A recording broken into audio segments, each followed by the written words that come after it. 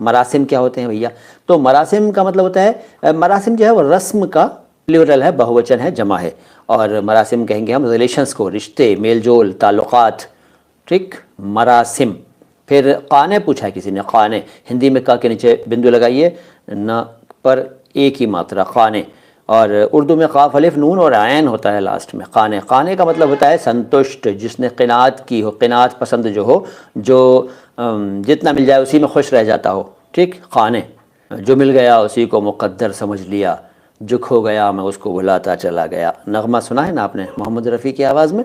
بس تو سمجھ لیجیے قانے وہی ہوتا ہے جو ہر حال میں خوش رہتا ہے، جتنا ہے اتنے میں سنتشٹ رہتا ہے، قانے کہلاتا ہے۔ تسلسل کیا ہوتا ہے؟ تسلسل کا مطلب ہے ترتیب وار، سلسلے وار، کہنا چاہیے کہ کنٹینیوٹی، نرنترتا، سلسلہ، سیکوینس اور کنٹینیویشن، تسلسل۔